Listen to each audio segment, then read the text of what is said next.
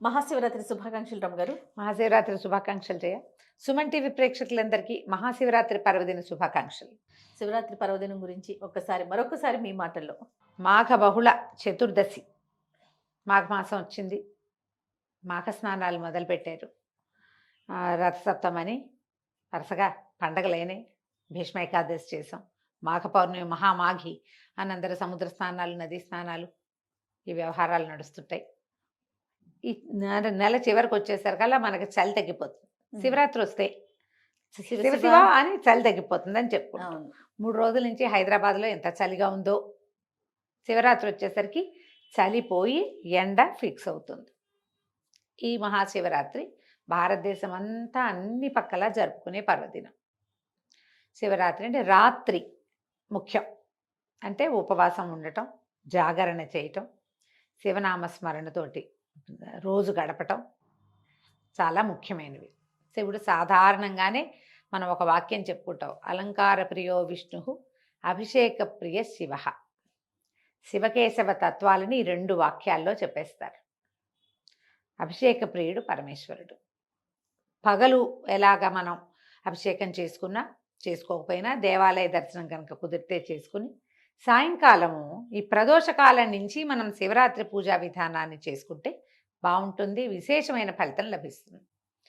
శివరాత్రితోనట ఈ రాత్రి గనక మనం జాగారం చేసినా, లేకపోతే ఏదైనా శివారాధన చేసుకున్నా, ఉపవాసం ఉన్నా కూడా మన పాపం హరించిపోతుందట మొత్తం. శివరాత్రి మర్నాటి నుంచి ఫ్రెష్గా మళ్ళీ మొదలు పెట్టచ్చు. ఈవేళ చేసిన పూజలతోటి ఇప్పటిదాకా మనం చేసిన పాపాలన్నీ పోతాయి, అన్నీ నశిస్తాయి. శివరాత్రి మర్నాటి నుంచి మీరు ఒక కొత్త వ్యక్తిగా రూపొందచ్చు. ఇవాళ అన్నీ చేసాం, శివరాత్రితో పాపాలు పోతాయని చెప్పాము, విన్నారు. నేనే కాదు, గురుగారులందరూ చెప్తారు, శివరాత్రి కనుక ఉపవాసం చెయ్యి, శివదర్శనం చెయ్యి, దేవాలయ దర్శనం చెయ్యి, అభిషేకం చేయించు, అభిషేక తీర్థం పుచ్చుకో, జాగరణ చెయ్యి, పాపాలన్నీ పోతాయంటే అమ్మయ్య మనం అన్నీ పోయినాయని రేపు ఫ్రెష్ స్టార్ట్ మళ్ళీ స్టార్ట్ చేద్దాం అనుకోకూడదు. ఫ్రెష్ స్టార్ట్ అంటే పాపరహితమైన జీవితాన్ని నువ్వు మొదలు పెట్టాలి. అదే కదా. ఈ రకంగా మన జీవితాన్ని ముందుకు తీసుకోపోవచ్చు. మామూలుగా చూడు, శివకేశవులకి అభేదం. అవును. విష్ణువు పగటిపూట పూజింపదగినవాడు, పరమేశ్వరుడు రాత్రిపూట పూజింపదగినవాడు. ఇది ఒక విశేషంగా కనపడుతుంది. ఒక చోట ఒక పెద్దవారు ఎవరు రాశారో నాకు గుర్తులేదు, ఒక రైటప్ చదివితే నాకు తెలిసింది నిజమే కదా ఇది అనిపించింది. విష్ణువు పగలు మనం ఎలా ఉండాలి, విష్ణుమూర్తి ఎట్లా ఉంటాడమా, ఎప్పుడు చక్కగా నిత్యాలంకార శోభితుడు, ఎన్ని పువ్వులో ఎన్ని నగలో ఎంత వైభవమో. అవును. నువ్వు పగలు ప్రజలందరికీ కనపడతావు కదా, చక్కగా ఉండు, ప్రజెంటబుల్గా ఉండు. రాత్రి ఈ అలంకారాలు అన్నీ తీసేసి నిరలంకారంగా సింపుల్గా చెయ్యని చేరుతాం మనం. శివుడు సాయంకాలం అయ్యేసరికి శివుడు ఎట్లా ఉంటాడు మామూలుగా, ఆయనకి ఏమీ లేవు, హాయిగా ఏదో ఒక చిన్న వస్త్రం కట్టుకుంటాడు, అలంకారాలు లేవు. స్వాభావికంగా వ్యక్తి ఎలా ఉంటాడో అలా ఉంటాడు. విష్ణుమూర్తి పగలల్లా మన జీవన గదంతా పగలు ఆయనే కదా మనకి పోషకుడు, జగన్నియామకుడు. పగలు మన జీవితం అంతా, రాత్రి అయ్యేసరికి అందరూ పడుకుంటారు. రాత్రి అంటే చీకటి కదా, ఆ సమయాల్లో మనని రక్షించేవాడు పరమేశ్వరుడు. అందుకని ప్రత్యేకంగా ఈ శివరాత్రిని శివరాత్రి అన్నారు. రాత్రిపూటే ఆయన్ని అర్చించాలి. ఈ ప్రత్యేకమైన రోజున రాత్రి వేళలో అర్చన చేస్తే చాలా విశేషమైన ఫలితం లభిస్తుంది. శివరాత్రి పగటి గురించి పెద్ద హైరాన్ ఉండదు, రాత్రి హైరాన్ గురించే మాట్లాడుకుంటాం. రాత్రి ఉపవాసం ఉండాలి, రాత్రి జాగారం చేయాలి. తర్వాత మన అభిషేకాలు కూడా ఏకాదశ రుద్రాన్ని చేసుకుంటారు. తర్వాత ఏమో సహస్రలింగార్చన చేస్తారు. ఇవన్నీ మధ్యాహ్నం మొదలు పెడితే రాత్రి తెల్లవార్లు లింగోద్భవ కాలం దాకా అర్చనలు సాగుతాయి. 1:30 అట్లే లింగోద్భవం అయ్యేసరికి 3 లోపల ఇక అర్చనలు ఆపినా అక్కడి నుంచి తెల్లవారేదాకా శివనామస్మరణతోటి జాగరణ చేస్తాం. తెల్లవారాక స్నానం సంధ్య చేసుకుని మన పనులలో మనం జ్వరపెడితే అయిపోతుంది శివరాత్రి. ఈ రోజున చేసేటువంటి శివారాధన, శివ ధ్యానము, ఇవన్నీ కూడా విశేషమైన ఫలితాన్ని ఇస్తాయి. మీరు ఎక్కడికో క్షేత్రాన్ని పరిగెత్తాలని అనుకోవద్దు. మీ సందు చివర, మీ వీధి మొదట్లో, మీ పక్క సందులో, మీ ఊర్లో ఎక్కడైనా దగ్గరలో ఉన్న శివాలయాన్ని మొదట దర్శించండి. అక్కడెక్కడికో పరిగెత్తుకెళ్దాం, అక్కడ విశేషమని భావించద్దు. మీ పక్కనున్న శివాలయం కూడా విశేషమే, అది బహుపాతది, ఎక్కువ మంది జనం రాకపోయినా సరే. ఇక్కడికి వెళ్ళకుండా మీరు ఎక్కడికి వెళ్ళినా మీకు ఏ ప్రయోజనము లభించదు. కాబట్టి సమీపంలో ఉన్న శివాలయ దర్శనం అవకాశం ఉంటే చెయ్యండి. ఇంట్లోనే శివారాధన చేసుకోండి. మీ ఇంట్లో ఒక బుజ్జి శివలింగం ఉంటే ఆ మాత్రం ఉన్నా సరే ఓం నమ శివాయ అని శివనామస్మరణ చేసుకుంటూ, లేదా మీకు వచ్చినటువంటి బిల్వాష్టకమో, లింగాష్టకమో, విశ్వనాథాష్టకమో, శివమానస పూజ ఏదో ఒకటి చెప్పుకుంటూ కాస్త నీళ్ళు పోయండి, దండం పెట్టుకోండి. శివుడికి అనేక రకాల ఫలాలు, తర్వాత ఏమో డ్రై ఫ్రూట్స్ అని, నట్స్ అని, అవి ఏవైనా నివేదన చెయ్యొచ్చు. శివరాత్రి నాడు మనం అన్నం తినం కాబట్టి అన్న నివేదనలు అంతగా చెయ్యరు. ఉపవాసం ఉంటే మంచిది. శివరాత్రి నాడు ఉపవాసం చాలా విశేషం. ఎవరు ఉండగలరు, ఎవరు ఉండలేరు అనేది ఆలోచించుకుని చెయ్యండి. మీకు డయాబెటీస్ ఉన్నా, బీపీ ఉన్నా, ఏదైనా అనారోగ్యం ఉన్నా, మీరు మందులు వేసుకునే వాళ్ళైనా, అసిడిటీ ఉన్నా ఉపవాసం జోలికి పోకండి. సింపుల్ ఉపవాసం ఏంటంటే నోరు కట్టడి చేసి మాట్లాడకుండా ఓన్లీ శివ అంటూ ఉండండి. ఆ ఉపవాసం చేయొచ్చు. బాలింతలు, చిన్నపిల్లలు ఉన్నవాళ్ళు, వృద్ధులు, చిన్న వయసు వాళ్ళు, గర్భవతులు, ఓపిక చాలని వాళ్ళు ఈ శివనామస్మరణ ఉపవాసాన్ని చేసుకోండి. అన్న ఉపవాసాన్ని మానేసి అది చేయొద్దు. ఇది మీకు కావాల్సిందేదో తీసుకోండి. ఉపవాసం ఉండదలుచుకున్న వాళ్ళు స్వల్పంగా ఏదైనా అల్పాహారం తీసుకోవచ్చు. చిలకడ దుంపలు లాంటివి తీసుకోవచ్చు ఉడకబెట్టి, పళ్ళు తీసుకోవచ్చు, పళ్ళ రసాలు తీసుకోవచ్చు. మజ్జిగ తాగచ్చా అని చాలామంది అడుగుతారు. సాధారణంగా మజ్జిగ మనం అన్నానికి అనుపానంగా వాడుకుంటాం కదా, ఏమన్నా అన్నాధరువు మనకి. అందుకని మజ్జిగ కొన్ని ప్రాంతాల్లో పనికిరాదని చెప్తారు. కానీ వేడి చేసే తత్వం కలిగి ఉండే వ్యక్తులు, తొందరగా వేడి చేసే వాతావరణాల్లో మజ్జిగ చాలా సహజంగా ఉపవాస దీక్షలో పనికొస్తుంది. దాన్ని పల్చం చేస్తాం కాబట్టి తీసుకోవచ్చు.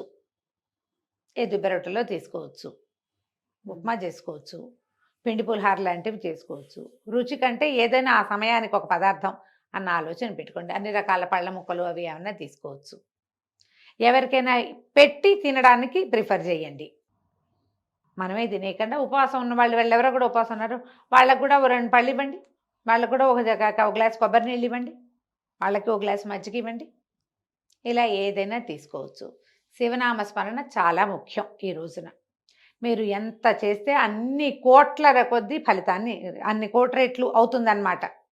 సంవత్సరం అంతా చేసిన శివారాధన ఒక్క శివరాత్రి ఆరాధనతో సమానము అని చెప్తారు. అంతే, నువ్వు ఏడాదంతా చేయకపోయినా పర్వాలేదు, ఈ ఒక్కరోజు చెయ్యని అర్థం తీసుకోవద్దు. మీరు ఏడాదంతా ఎంతో కొంత చేసుకుంటూనే ఉంటారు.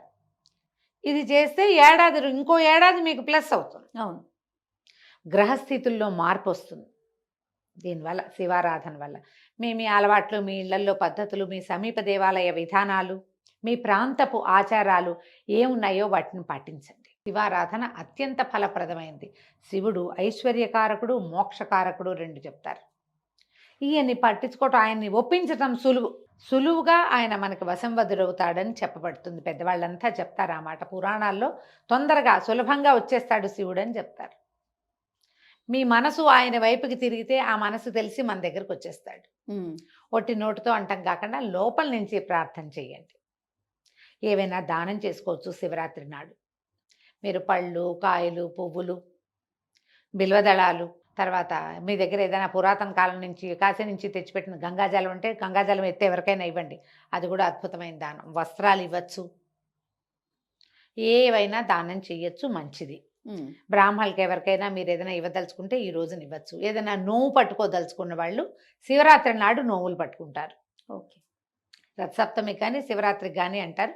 శివరాత్రి కూడా పట్టుకోవచ్చు. అయితే ఈ సంవత్సరం ఏంటంటే ఇప్పుడు ఇంకా మూఢం ఉంది, శివరాత్రి తర్వాత మూఢం వెళ్తుంది. అవును, కాబట్టి ఒకసారి మీ పురోహితుడిని లేదా మీ అత్తగారిని సంప్రదించి ఈ నోములు వ్యవహారంలోకి దిగండి. ఇప్పుడు ఇందులో కూడా శివరాత్రి మనం ఉపవాసము, జాగరణ అంటామా. జాగరణ అంటే పూర్వం ఏం చేసేవాళ్ళు, తెల్లవారులు మెలకుగా ఉండటానికి ఒక టికెట్ మీద 2 సినిమాలు అలా వేసేవాళ్ళు. భక్తి రస ప్రధానమైన సినిమా ఏదైనా చూడొచ్చు. శుభ్రంగా ఏ గురుగారులు బోళ్ళని ప్రవచనాలు ఉన్నాయి, మా కథలు కూడా మీరు వినొచ్చు. నాయనార్ల గాథలు ఉన్నాయి, చక్కగా అవి వినొచ్చు. దేవాలయాల ప్రశస్తిని గురించి చెప్పిన వీడియోలు ఉన్నాయి, అవి వినొచ్చు. జాగరణ చాలా ముఖ్యమైనది, ప్రముఖమైనది. అందరూ తెల్లవారేదాకా ఉండలేకపోతారు. కనీసం లింగోద్భవ కాలం దాకా ఉండి, లింగోద్భవం తర్వాత తీర్థం ప్రసాదం పుచ్చుకొని పర్వాలేదు, కాస్త కొంచెం నడుము వాల్చినా ఏం కాకపోవచ్చు. కాకపోతే మరి మంచాల మీద పడుకోకుండా కాస్త ఏ సోఫాలోనో ఏ కిందో నడుము వాల్చండి, ఫలితం బాగుంటుంది. ఏకశయ్యాగతులు కావటం భార్యాభర్త అవి పనికిరావు. ఉమ్, అలా కాకుండా చూసుకోండి. ఇప్పుడు ఈ ఉపవాసాన్ని ఎప్పుడు విడవాలి అని ఒక ప్రశ్న ఎప్పుడు అవునండి. ఉంటుంది. మర్నాడు ఉదయం మీరు మామూలుగా ఆరాధన చేసుకుని దీపారాధన చేసేసుకుని ఇంట్లో ఆ, భోజనం చేసేయచ్చు, టిఫిన్ చేయొచ్చు, ఇంకే తప్పు లేదు దానికి. ఓహో. ద్వాదశి లాంటి నియమం ఇక్కడ రాదు. ఉమ్, తెల్లవారటమే. అలాగని తెల్లారగానే బయటికి ఎక్కడికో వెళ్ళి టిఫిన్ తినేసే పని మాత్రం చేయబోకండి. అది బాగుండదు అట్లాంటి పద్ధతి. మీరు ఇంట్లోనే దేవుడికి దీపం పెట్టుకుని ఏదైనా పండో ఫలమో నివేదన చేసుకుని ఆ, ఇంట్లో చేసుకుని తినండి. అది మీరు రాత్రి పగలల్లా ముందు రోజంతా ఉపవాసం ఉండి మర్నాడు ఈ బయట ఏదైనా తింటే ఆరోగ్యం కూడా చెడిపోతుంది. నాన్ వెజ్ తినచ్చా, ఇదొక ప్రశ్న వస్తూ ఉంటుంది. అవన్నీ మీ విజ్ఞతకే వదిలేస్తున్నానండి. మీరు ఆలోచించుకోండి. ఈ తినచ్చా అని ఎప్పుడు అడుగుతాం మనం? తినకూడదేమో అని మనకి లోపల మనసులో ఉంటే అనిపించినప్పుడు. మీకు ఆ ప్రశ్న వస్తుంది కదా. అవునండి. మరి మీకు ఒక విజ్ఞత, మీకు లోపల ఒక ఉంటాడు కదా, ఒక ఆత్మారాముడు. ఆయన చెప్తాడు సమాధానం, చెయ్యొచ్చా చేయకూడదా అని. అవును. మిమ్మల్ని మీరు ప్రశ్నించుకుని చేస్తారో మాంతారో మీదే చాయిస్. ఇవి చెప్పేవి కాదు, అంతే. ఆలోచించుకుని చేయాల్సిందే. మర్నాడు మామూలుగా మీరు భోజనం చేసేసేయచ్చు, ఇంకే తప్పు లేదు. నమస్తే రమ్మగారు. నమస్తే జయ.